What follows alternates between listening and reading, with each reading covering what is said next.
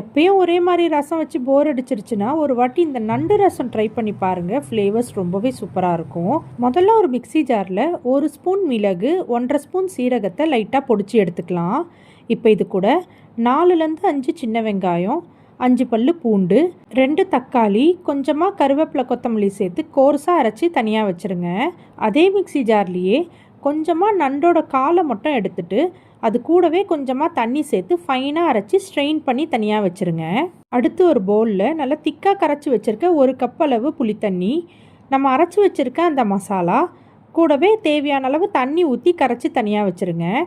கடாயில் கொஞ்சமாக எண்ணெய் சேர்த்து நல்லா சூடானதும் கடுகு, காஞ்ச மிளகா, கொஞ்சமாக பெருங்காயம், மஞ்சத்தூள் சேர்த்து நல்லா கலந்து விட்டுக்கோங்க. இப்போ இது கூட கரைச்சி வச்சுருக்க புளித்தண்ணி, அரைச்சி வச்சுருக்க நண்டு, தேவையான அளவு உப்பு சேர்த்து நல்லா கலந்து விட்டு ஒரு 5 நிமிஷம் நல்லா கொதிக்க வைங்க. இந்த ரசம் நல்லா கொதித்ததும் பார்த்திங்கன்னா நல்லா வாசனை வரும். இந்த ஸ்டேஜில் ஃப்ரெஷ்ஷான கொத்தமல்லி போட்டு சர்வ் பண்ணிக்கோங்க.